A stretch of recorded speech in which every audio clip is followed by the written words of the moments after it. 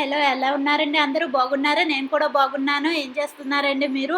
ఇంకా మా పిల్లలకైతే హాలిడేస్ అయితే స్టార్ట్ అయిపోయాయి. ఈరోజు థర్స్‌డే లాగా అయితే అవుతుందండి. థర్స్‌డే నుంచి వాళ్ళకి హాలిడేస్ స్టార్ట్ అయిపోయాయి. ఇంకా హాలిడేస్ అనగానే ఇంకా స్పెషల్స్ ఉండాలి కదండీ ప్రతి పిల్లలకి. తల్లి కూడా అనుకుంటది వాళ్ళకి ఏదో ఒక స్పెషల్ చేసి పెట్టాలి అంటూ. కానీ ప్రతిరోజు మార్నింగ్ మనకు కుదరదు కదండీ. ఈజీ మెథడ్‌లో ఉన్న ఆ ఇడ్లీ, దోసయే పెట్టేసి గబగబా పంపించేస్తూ ఉంటాము. సరే ఈరోజు నుంచి హాలిడేస్ స్టార్ట్ అయ్యాయని వాళ్ళకి పూరి చేయాలని అయితే నేను అనుకున్నాను. అందుకు పూరికి కావాల్సిన ఆహ్, పూరి పిండి అయితే కలిపేసుకున్నాను.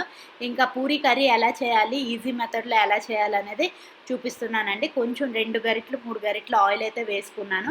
వేసుకున్న తర్వాత ఆవాలు, జీలకర్ర వేసేసుకొని అందులోనే మనం కట్ చేసుకున్న ఆనియన్స్, పచ్చిమిరపకాయలు, కరివేపాకు వేసుకొని అయితే బాగా ఫ్రై చేసుకోవాలి.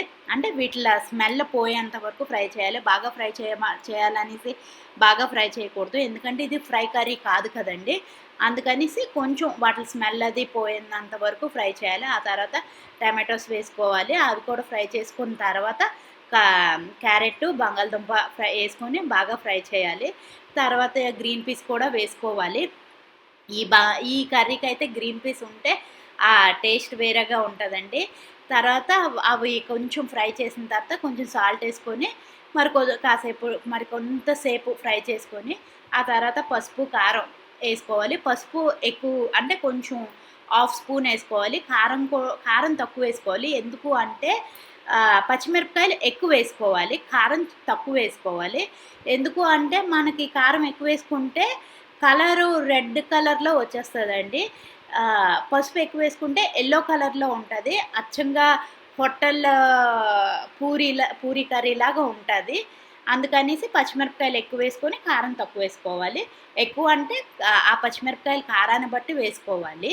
నెక్స్ట్ అది ఇంకా వాటరేసుకొని, ఇంకా లిడ్ క్లోజ్ చేసి విజిల్ పెట్టేసానండి. ఆ తర్వాత ఇక్కడికొచ్చి ఇంకా పూరి అయితే ప్రిపేర్ చేసుకుంటున్నాను.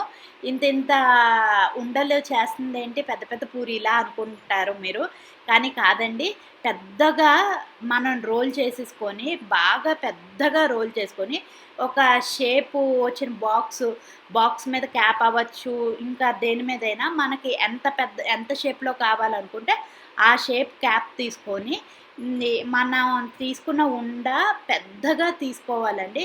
తీసుకొని ఎంత సైజు అది సాగుతూ ఉంటే అంత సైజు పాముకొని, ఆ తర్వాత ఆ షేపు క్యాప్ తీసుకొని మనం చేయాలండి. ఇది నాకు కూడా తెలీదండి. చేసేటప్పుడు సడెన్‌గా ఐడియా వచ్చింది. ఈ విధంగా చేస్తే బావుంటది కదా అని. లేకపోతే పూరి అనగానే నాకు కొంచెం భయం అండి. అబ్బా! ఎన్ని పూరీలని చేస్తాము అనేసి. అలా కాకుండా ఈ రకంగా చేసుకుంటే ఈజీ అవుతది కదా అనేసి చేసి అప్పుడే గబగబా చేశాను. సరే చేశాను కదండీ! ఇదిగోండి మధ్యలో పెట్టేసి షేప్ తీశాను. కానీ నాకు అప్పుడు ఐడియా రాలేదు. సరే ఓకే. ఇప్పుడు అనుకోకుండా మధ్యలోకి క్యాప్ పెట్టేసి తీసేసానులే. సరేలే ఇది ఇంకోసారి పామేసి ఈ చేద్దాము అనుకున్నాను. ఆ రకంగా 1కి 2 అయ్యాయండి. 2కి 3, 3కి 4 అయ్యాయి. ఈజీగా మనం ఒక 5 టైమ్స్ ఇలా రోల్ చేసుకొని పాముకుంటే ఒక 10, 12 పూరీలైతే వచ్చేస్తున్నాయండి ఈజీగా. మనం ఒకటి పాముకొని మళ్ళీ ఆ చివర బాలేదు, ఈ చివర బాలేదు, ఇక్కడ లావుగొచ్చింది, ఈ చివర లావుగుంది, ఆ చివర సన్నంగా ఉంది అనుకోకుండా చక్కగా ఇలాగ షేప్ తీసుకుంటే చాలా చక్కగా అయిపోతది. ఇలా గనుక చేసుకుంటే ఇంట్లో ఎంతమంది ఉన్నా సరే అండి, ఎంతమంది చుట్టాలొచ్చినా సరే చాలా ఈజీగా అయిపోతదండి. ఇదొక ట్రిక్ అనే అనుకోవాలి. నేనైతే చాలా హ్యాపీగా ఫీల్ అయ్యాను ఆ రోజు. అబ్బో! భలే అయిపోయాయి. ఒక నాకు పూరి కర్రీకినా, ఈ పూరికి ఒక్క హాఫ్ అన్ అవర్‌లోనైతే కంప్లీట్ అయిపోయాయండి. ఇన్నాళ్ళైతే చాలా టైం పట్టిద్ది. 1 అవర్ అయినా మినిమమ్ పట్టిద్దండి. ఇంకా పూరి చేసిన తర్వాత ఈ చివరన కొంచెం లావుగా ఉంది, ఆ చివరన ఇంకా లావుగా ఉంది, ఇది పెద్దగా వచ్చింది, ఇది చిన్నగా వచ్చింది. ఆ బాధ లేకుండా షేప్‌లెస్ పూరీస్ ఏం కాకుండా నీట్‌గా పూరి అంటే పిల్లలు కూడా ఎక్సైట్ అవుతారండి.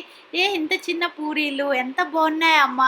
మా పిల్లలు కూడా ఎంత బాగున్నాయమ్మా! భలే పొంగాయమ్మా! సూపర్‌గున్నాయమ్మా! అనేసి ఆ రోజు అన్నారండి.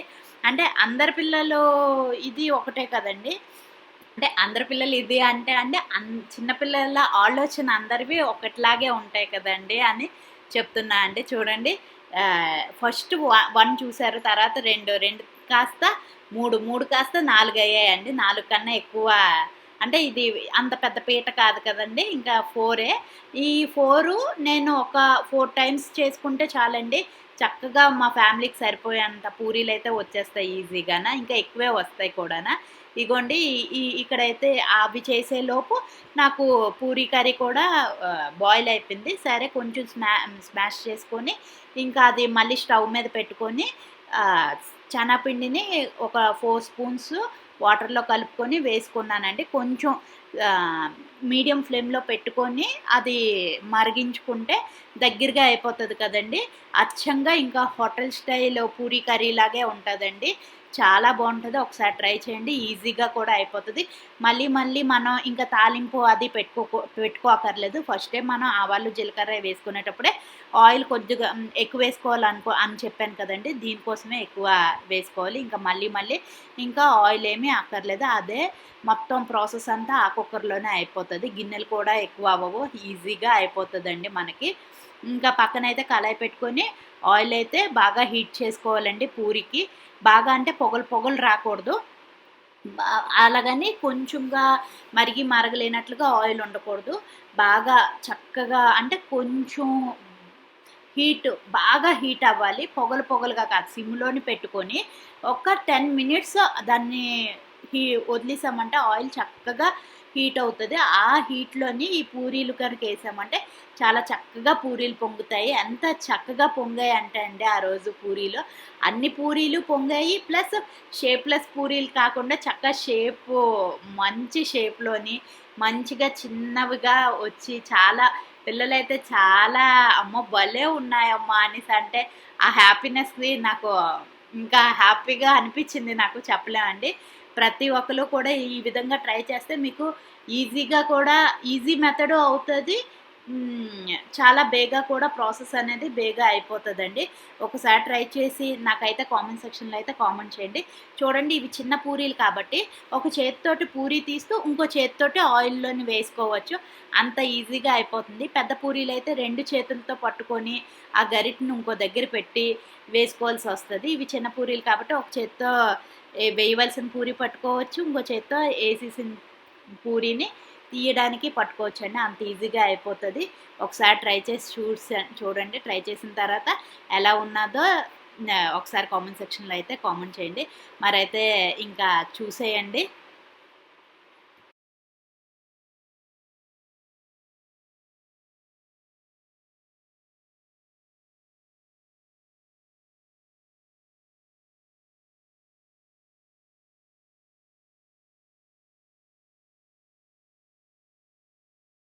ఇగోండి నా పూరీలైతే రెడీ అయిపోయి వేడి వేడి చాలా హ్యాపీ అనిపిస్తుంది. ఇంత ఈజీగా అయిపోయిందా అనేసి.